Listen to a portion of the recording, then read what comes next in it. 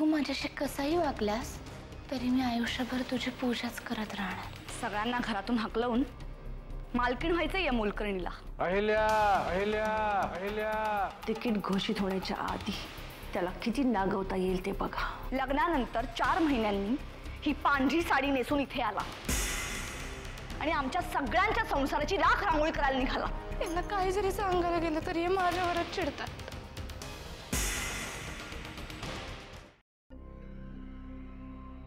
मला पाहून तुम्हाला अजिबातच आनंद झालेला दिसत नाहीये। नाही नाही तसं काही नाहीये, या ना बसा। नाही, बसायची परवानगी नाहीये मला। मला फक्त वरून आदेश आहे की अहिल्याबाईंची सगळी व्यवस्था नीट झाली की नाही ते पाहून या म्हणून। मॅडम स्वतःच म्हणाल्या। मॅडम कोण मॅडम? मॅडम म्हणजे यांच्या मॅडम। तुम्ही मॅडमने सांगा की सगळी व्यवस्था झालेली आहे, माझ्या काकांनी सगळी व्यवस्था केली, त्यामुळे आता त्यांना काळजी करण्याचं काहीच कारण नाही। बरं सांगतो। बरं कर्वे, हे वामन किल्लेदार। हो माहितीये मला। अहो यांना कोण ओळखत नाही, सध्या टीव्हीवर गाजतायत ते।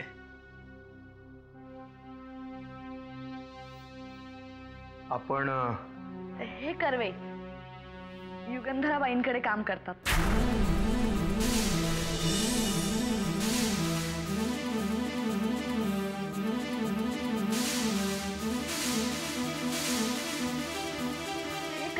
कर्वे युगंधराबाईंकडे काम करतात।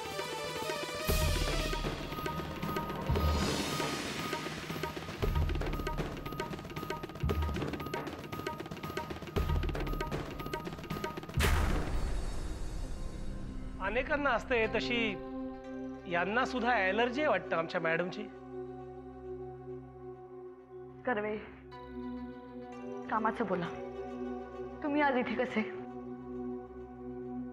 घर लागले का नाही ते पाहायला आलोय। घर कसलं लागतंय? अंगावरच्या कपड्यांनिशी बाहेर पडलो, सगळ्याच गोष्टींची जमवाजमव चालली। म्हणजे अंगावरचं स्त्रीधन सुद्धा न घेता आलात का काय? सोनं नाणं दागदागिने भांडी कुंडी काहीच नाही आणलं?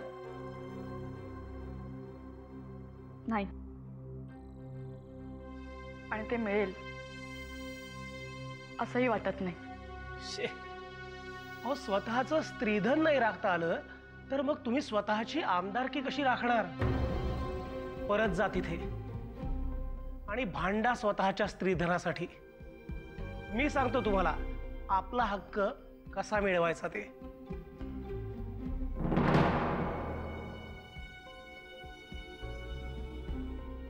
तुम्ही त्यांना कायदेशीर नोटीस पाठवा की तुम्ही माझं स्त्रीधन लुबाडलं आहे, ते मला परत हवं आहे। आत्याबाईंकडे आता बघवत नाहीये ग। म्हणजे बाकी कुणाचं मला माहित नाही, पण आपल्या दोघींची त्यांचं जे काही नातं आहे ना, त्याची किंमत खूप मोठी आहे। मी या घरात कुठल्या परिस्थितीत आले ते सुमिताई, तू या घरामध्ये सून म्हणून आली आहेस, पण माझं तर तसं पण नाहीये। एक मोलकरीण म्हणून मी या घरात आले, पण त्यावेळी त्यांनीच मला सांभाळून घेतलं, माझ्या सगळ्या चुका पोटात घेतल्या। आपल्याला काहीतरी करायला हवं। सुमिताई, मी तर काहीच करू शकत नाही, पण मी सांगते तसं तू केलंस तर काहीतरी होऊ शकतं। म्हणजे मी जाऊ अहिल्याताईंशी बोलायला? अगं याआधी आमचं कधीच नाही। तो अहिल्याताईंशी नको, वामन दादांशी बोल ना। मला वाटतं वहिनी या कामात मी तुम्हाला मदत करू शकतो। तुम्हाला जायला एकटीला जर भीती वाटत असेल तर मी जातो तिच्याबरोबर वामण्याशी बोलायला। नाही नको, तुम्ही नका जा। का अजून विश्वास नाही होय माझ्यावर? हे बघा वहिनी, हे घर वाचवण्यासाठी काय वाटेल ते करायची तयारी आहे माझी, फक्त एक संधी द्या हो। जानकी, मलाही असंच वाटतंय। हे बघा वहिनी, चमत्कार घडवायला मी काही देव नाही, माणूसच आहे. प्रयत्न तर करू शकतो की नाही? आपला दादा आत्या सुखी व्हावे, हे घर सुखी व्हावं म्हणून वेळ पडली तर वामण्यासमोर जाऊन उभा राहीन, माझ्या कातडीचे जोडे करून त्याच्या पायात घालीन, पण त्याला परत घेऊन येईन. लक्षात ठेवा. आता जास्त विचार करत बसू नका वहिनी. हे सुमे चल निघ की, चल तयारीला लागू, जाऊ आपण दोघं. कसा येत नाही बघूया.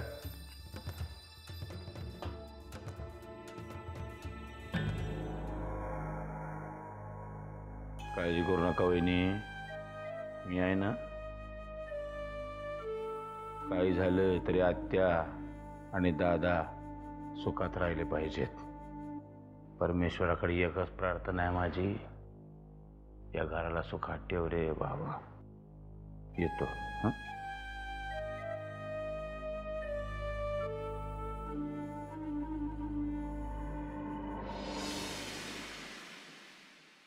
काय गे सुमे, कुठे निघाली तू?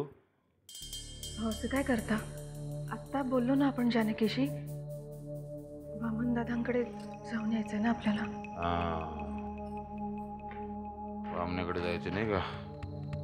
मी काय म्हणतो की तू नको येऊ, मी एकटाच जाऊन येतो तिकडं.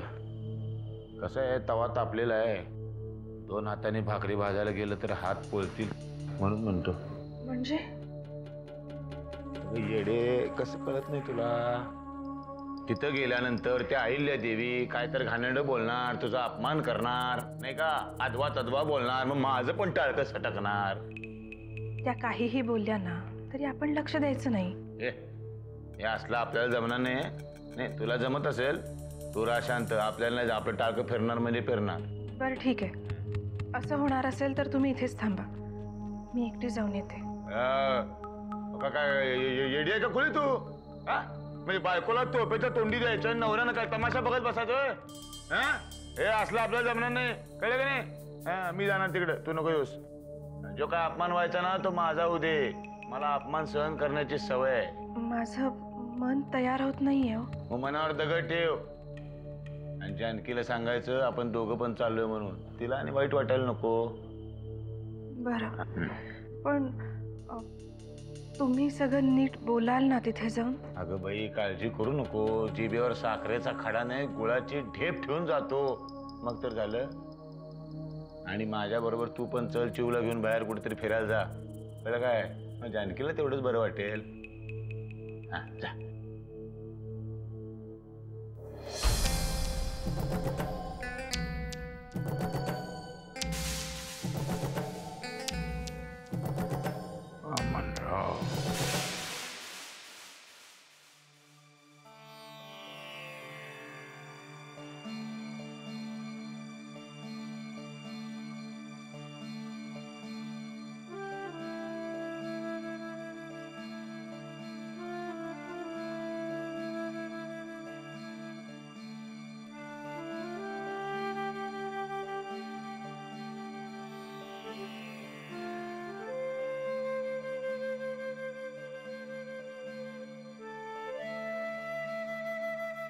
आज पहिल्यांदाच ही जपमाळ तुमच्या हातातून बाजूला पडलेली पाहिली. मला माहिती आहे, वामन दादांच्या ऐवजी परशु दादा असते तरी सुद्धा तुम्हाला तितकाच त्रास झाला असता. हवं तर मी यांना हाताला धरून तुमच्या समोर आणून उभं करते. तुम्ही रागवा त्यांना, बोला, तुमचा अधिकारच येतो. तुम्हाला सांगू का, तुमच्या रागवण्याने किंवा पाठीवरून प्रेमाने हात फिरवण्याने 10 हत्तींचं बळ येतं. यांना तुमची गरज आहे. वरून दाखवत नसले तरी वामन दादांच्या जाण्याचा यांना तितकाच त्रास झालाय. रात्री 2-3दा दचकून उठले होते.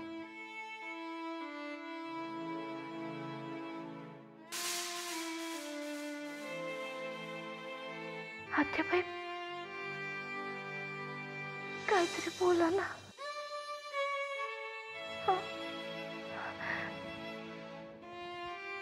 आत्याबाई, असं शांत नका ना बसू.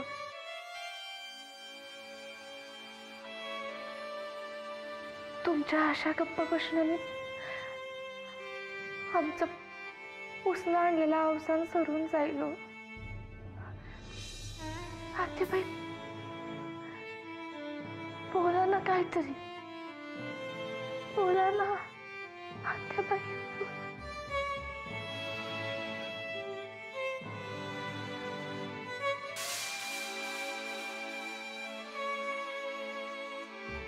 वाकणीस, तुम्ही काही दिवसांसाठी रजेवर का जात नाही?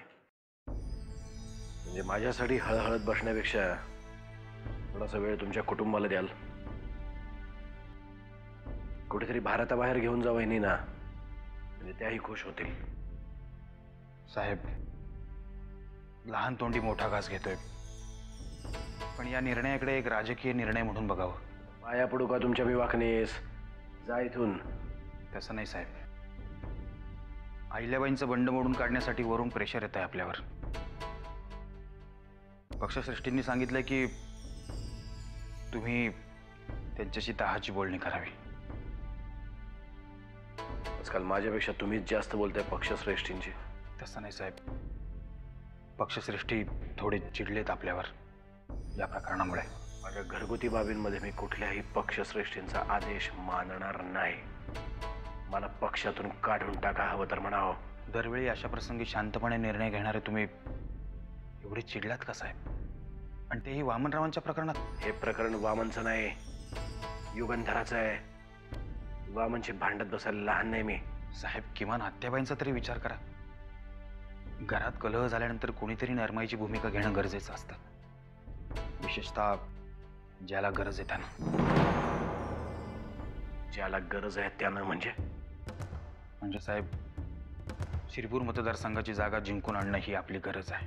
असलं गरजेचं राजकारण मी आजपर्यंत कधी केलं नाही आणि करणार नाही, आणि कोणाला करूही देणार नाही. साहेब, हे सगळं प्रकरण मी स्वतः सांभाळतो. तुम्ही कुठेही पिक्चरमध्ये येणार नाही. मी वामनरावांशी जाऊन डायरेक्ट बोलतो. वाकणीस, म्हटलं ना तुम्हाला रजेची गरज आहे. निघा निघा.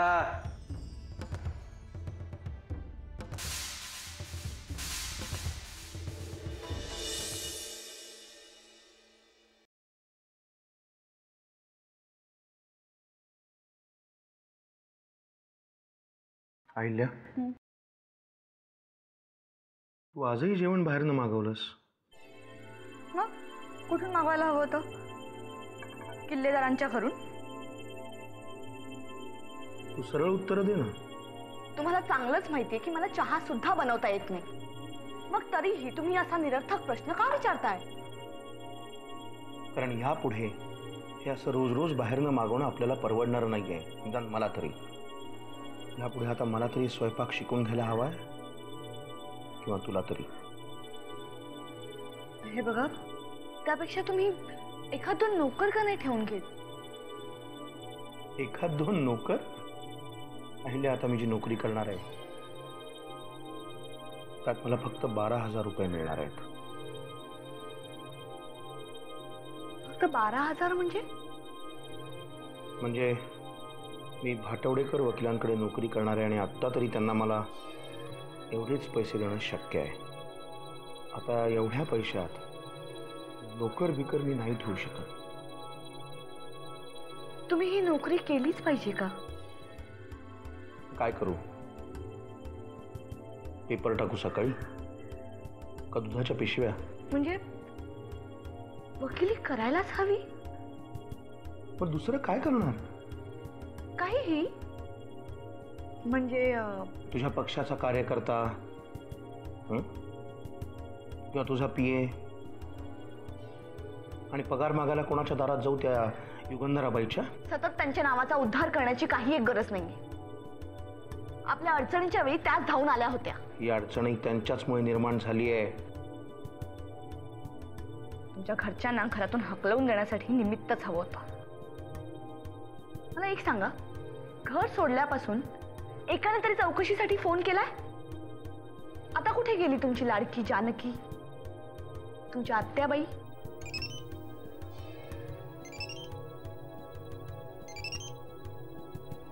परशु,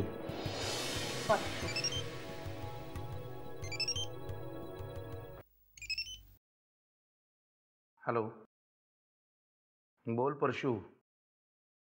आज कशी काय आठवण काढलीस?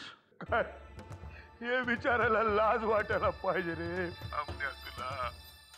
घर सोडून गेल्यापासून घशाखाली अन्नाचा घास जात नाही माझ्या. बोल, तू कसा आहेस? कसा म्हणून काय विचारतो? आजच तुझी बायको इथं येऊन तमाशा करून गेली. ही लोक पण तिला वादवातात वा घाणेरडं बोलली. ही रे लोक आपली. ही लोक म्हणजे? अरे ही लोक म्हणजे दादा, जानकी, आत्याबाई.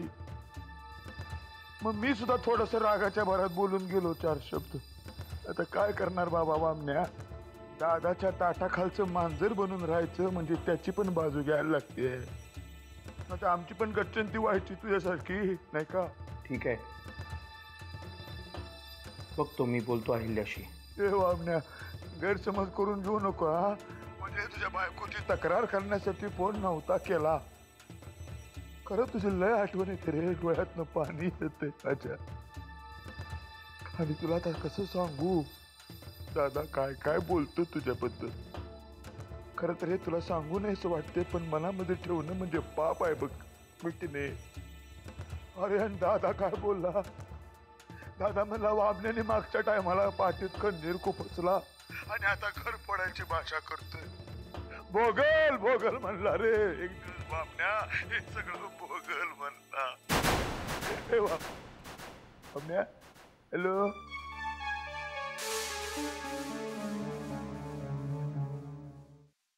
गेलो वाटतं वामण्या.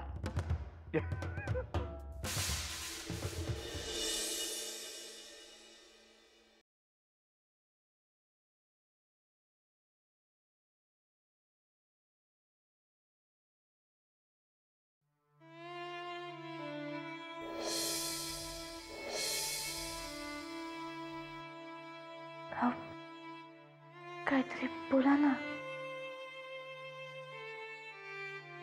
आत्याबाई, ऑलरेडी खूप तणावाचं वातावरण आहे. बाहेरचंही खूप दडपण आहे मला. बस झालंय. चल हॉलमध्ये. असं काय बोलताय? तू मध्ये बोलू नकोस. मी तिच्याशी बोलतोय ना. ही काय बोलण्याची पद्धत झाली का?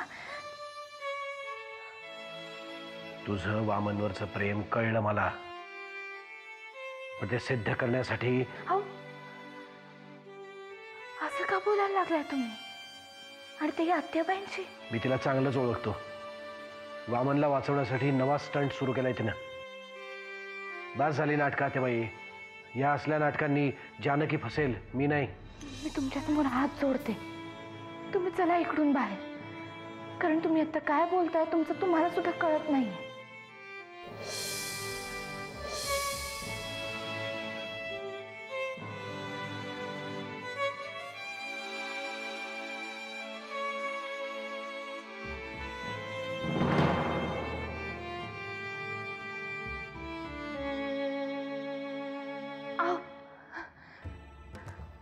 असं का करताय?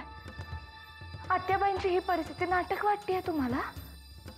आता परमेश्वर जरी खाली उतरून मला म्हणाला वामनकडे जा, तरी मी जाणार नाही. असे का वागताय? आता तुम्ही मला आत्याबाईंसारखं भाषण देऊ नकोस. आता आमच्या दोघांपैकी कोणतरी एक मेल्याशिवाय. असं नका बोलू. या घरात तुम्ही फक्त मानाने नाही मनाने सुद्धा मोठे आहात. हेच मला दाखवून द्यायचे वामनला आणि त्याच्या त्या उर्मट घमेंडखोर बायकोला की मी फक्त मनाने नाही कर्तृत्वाने पण मोठा आहे. हे कोणालाही दाखवून देण्याची गरज नाहीये. सगळ्यांनाच माहिती आहे. मग हा हट्ट कशा पाहिजे? याला माझा हट्ट म्हण किंवा काय वाटेल ते, पण हे असंच आहे आणि असंच राहणार.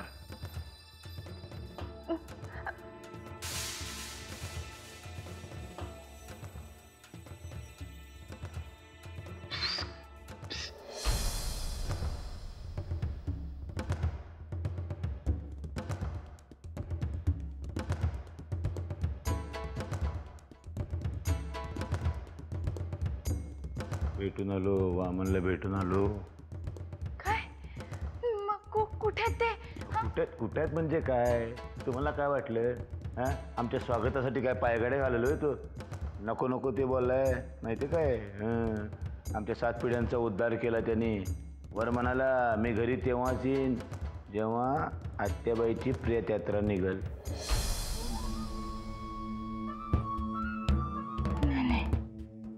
हे खोटं आहे. खोटं नाही बहिणी, खरं आहे. हेच खरं आहे. असं काय करताय? विश्वास ठेवा माझ्यावर. आणि हे सगळं कोणाच्या जीवावर बोलतायत दोघं?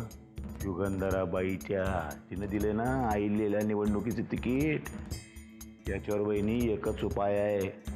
त्या आईलेला निवडणुकीमध्ये हरवणं, तिच्या आमदारकीमधली हवाच काढून घ्यायला पाहिजे. आणि हे काम मी करू शकतो. फक्त तुम्ही एक काम करा, युगंधराबाईचा फोन नंबर तेवढा मला मिळवून द्या. मी बोलतो युगंधराबाईशी जे बोलायचं ते. आता काय विचार करताय? देव जेव्हा संकटामध्ये पडले होते की नाही, तेव्हा नारद मुनीच गेले होते शिष्टाई करायला. आता काय फार विचार करू नका. युगंधराबाईंचा नंबर तेवढा मला मिळवून द्या. पुढचं मी बघतो. आलंच.